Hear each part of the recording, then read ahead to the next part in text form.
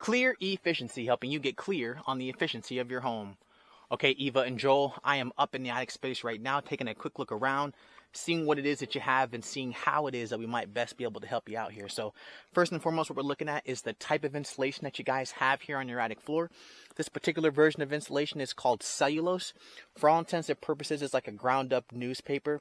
Very, very fusty, very, very, very dusty, and very, very fine in nature. So exceptionally dusty. It's known to set off allergies and send people into sneezing fits. So as a result, it's no longer allowed in schools and hospitals, but it does do a decent job getting in and filling in those cracks and crevices and getting you good insulation. So some pros and cons to it, okay?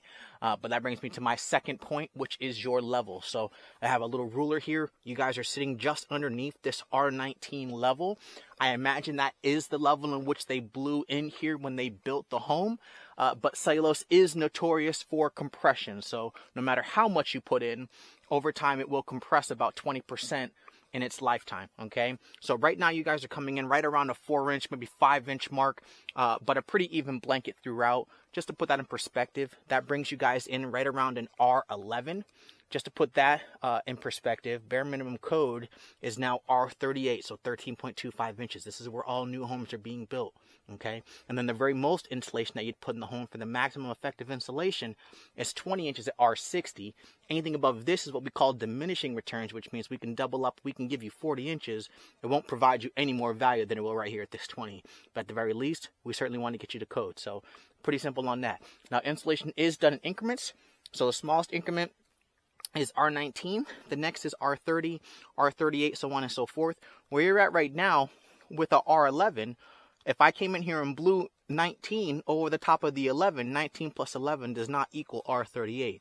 So for you guys, in order to get you guys up to code, is I would have to come in and blow the increment of R30 over the top of your existing R11.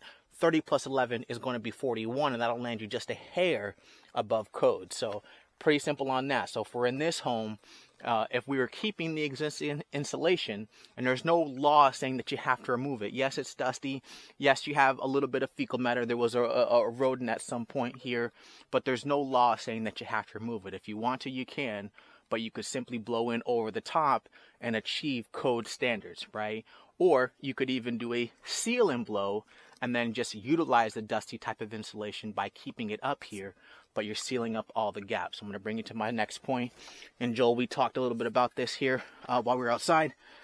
Your utility company doesn't offer a rebate for this work, but the same thing that I'm talking about, SMUD Sacramento offers a $3,000 rebate for this work because they know that it's helpful. Okay, now you live in PG&E, not SMUD, so there's no rebate for you. However, your utility costs are higher than those that are in SMUD. So when you do this kind of work, it benefits you more than it benefits those who do live in SMUD. So I'm going to quickly break this down and show it to you here. So what we're talking about is if this is your home, and as you pay for heat, hot air rises and it stacks on your ceiling and it looks for avenues to escape and get into the attic space. Those avenues are going to be anywhere where wiring penetrates down through the ceiling, any plumbing, any light fixtures, any can lights. Ductwork is notorious, right? Any kind of penetration, they want that sealed up with the expandable spray foam to keep your temperature on the inside where it's supposed to be, right, as you pay for cold air. But also during the summertime, right, during the summertime as you pay for cold air, but it also keeps the heat away from getting back down into the home, carrying along this dusty type of insulation, right? And so that's going to be areas like this. This is a boot, so when you look up in the home, you're going to see a vent, right? And we can see that there's a great big gap all the way around this boot, and it's piling up with this dusty type of insulation, right? And this can manifest itself as dust around the edge of the vent down inside the home. When you look up at the vents, you can see dust coming out the edge. Well, that dust is this type of insulation getting forced back down year over year over year, right? And so what they want, and that's known to set off allergies. So what they want you to do is come to all these areas of penetration and seal them up with the expandable spray foam. When that does two things, right? One, it's going to improve your temperatures, right? Heating and cooling, because now you're not going to be wasting as much energy. You're not going to be wasting as much heat during the winter time, because your heat's not going to be able to move up past the ceiling because all your gaps are sealed up.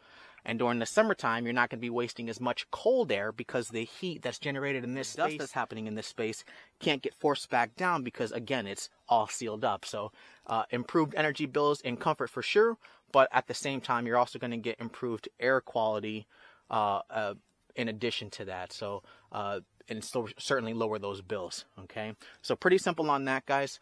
And as I see it, I see two options, or even three if you wanted to talk about a removal. But option number one is we can come in and blow in R19 over the top of what you got, call it a day. Okay, really, really simple, and that will certainly help you out with that comfort. Okay.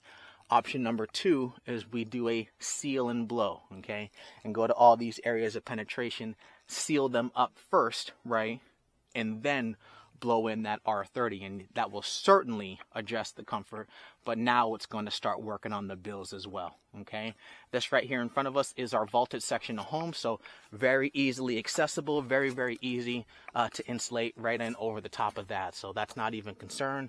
There's nothing challenging about it. So pretty simple, guys. That's everything that I'm looking at. Just a few things to consider in my professional opinion. Sooner rather than later. Thank you.